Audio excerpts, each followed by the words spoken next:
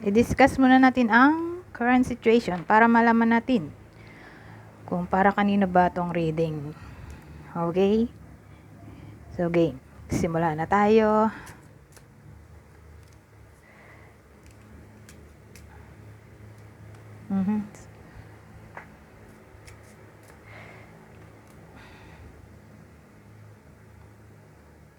Good lady. Good.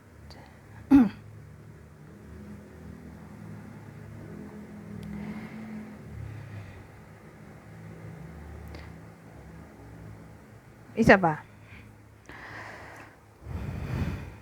Dagdagan natin ng 3 pa.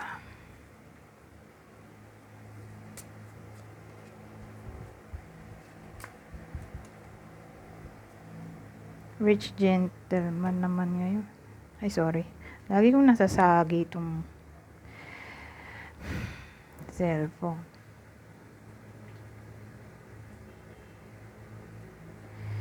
So, anong kwento dito? Well, ang tingin ko kasi, ang connection na to ay relasyon sa pagitan ng mas matanda kasi yung babae kaysa sa lalaki.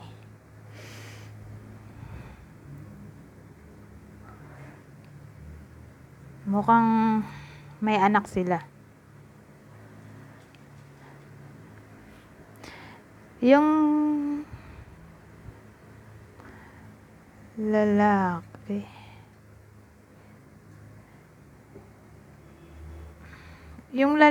may work siya.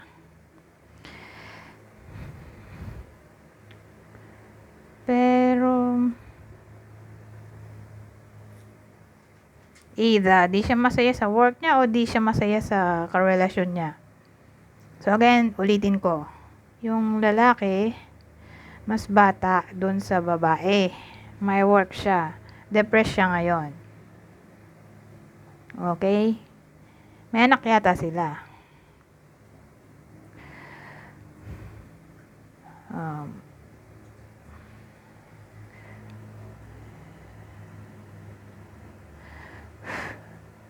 Iniisip ko kung kasal ba tong mga to.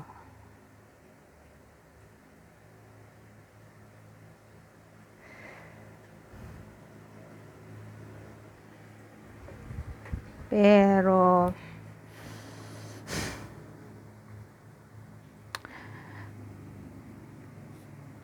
may something na parang nagtatay sa kanila together. Baka nga kasal sila. At may anak. Kasi may quote tayo. So kasi pag naisip ko yung quote, ito, parang may kinalaman sa legal papers.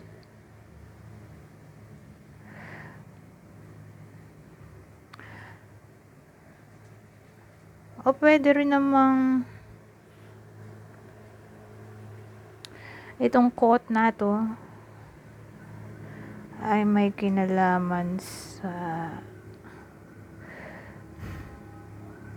case.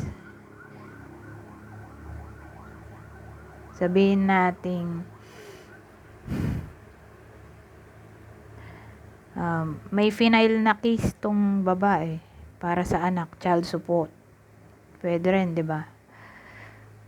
Kasi yun nga, court. Ano bang maisip mo doon? Legal papers, case, legality, verdict, decision.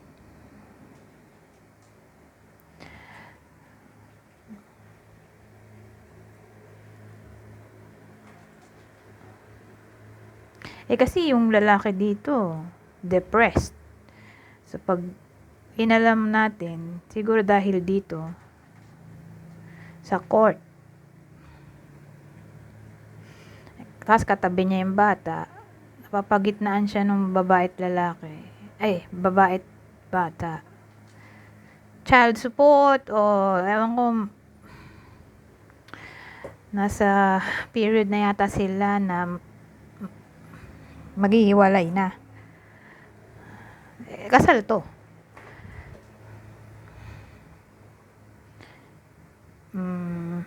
Siguro inaasikaso yung child support o annulment o divorce kung nasa abroad.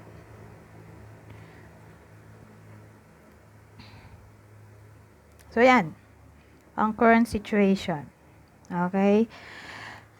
Nagkakagulo sila ngayon. May ikinaso siguro yung babaeng mas matanda dun sa lalaki. Kaya sad yung lalaki. Depressed. O ewan ko. Basta parang may case ditong pinoprocess. Anyways, kung ito ang kwento mo, let's proceed.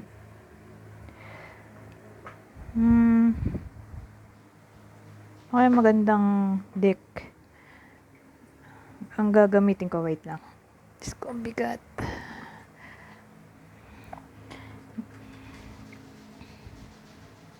So, regardless kung sino ka dyan, ikaw ba yung matandang babae? O ikaw yung mas bata dun sa babae na lalaki?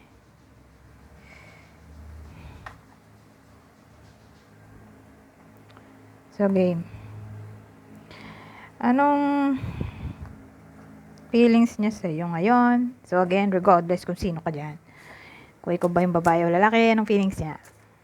Boy. I wish you would knock on my door. So, wish niya daw ay magpakita ka sa kanya. So, medyo iniiba ko yung message para hindi redundant o paulit-ulit. I want to take care of you the way you've always taken care of me. So, somehow, gusto ka pa rin niyang alagaan. Kahit na nagsampahan na kayo ng kaso. O, ewan ko. Parang may legal problems dito. Legal disputes. I hope to have a future with you one day. So, sabi ko nga kanina, mukhang separated na sila. Pero kung titingnan natin, mukhang may gusto pa siya sa'yo. Kasi gusto niya pa nga magkaroon ulit pa ng future sa'yo. I hurt myself by letting you go. So, parang nagsisisi pala siya na pinakawalan ka pa niya. Please understand that I need space right now. So, nowadays, ayaw niya ng communication sa'yo. I don't want to let you go. I miss being with you. Well, dito sabi, I hurt myself by letting you go. Dito naman sabi, I don't want to let you go. I miss being with you. Umuulit yung let go. In a way na parang ayaw ka nga raw niya i-let go. Eh, bakit nagsampahan pa ng kaso?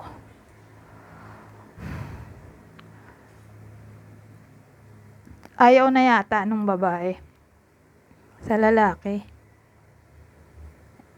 Pero yung lalaki parang naghahabol pa.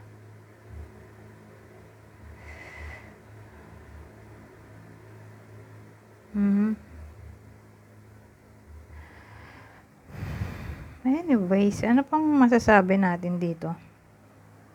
Kuha tayo ng ibang deck.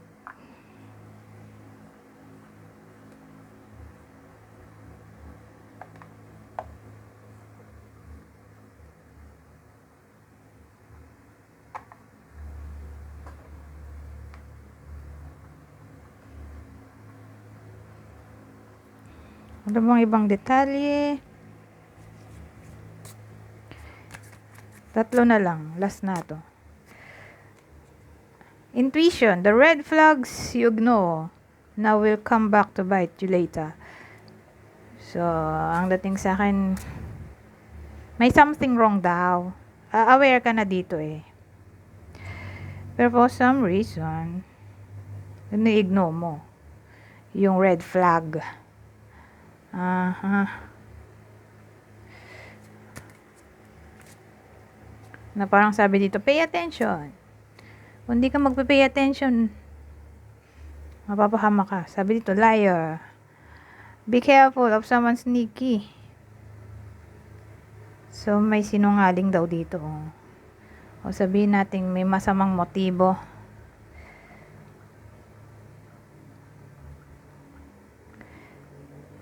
So, beware. Okay? Lalo na kung nabavibe mo na to, whether sa person mo, o sa mga tao, sa paligid mo, beware. Okay? Yun siguro yung red flag dito. Tinutukoy sa intuition. Narcissist. Someone is too full of themselves. So, yung red flag, isa sa red flag ay narcissist. Well, actually, yung liar na characteristic ay characteristic ng narcissist actually.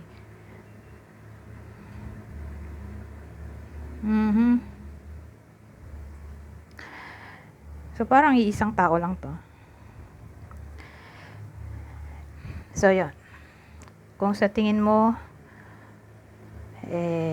may nakikita kang red flag sa person mo o sa mga tao sa paligid mo, beware. Okay, parang may tao sa paligid mo na may masamang intention. Lalo na kung yung taong to ay narcissist. Hanapin mo na lang sa internet ang meaning yan. Okay? Anyways, hanggang dito na lang. Goodbye for now.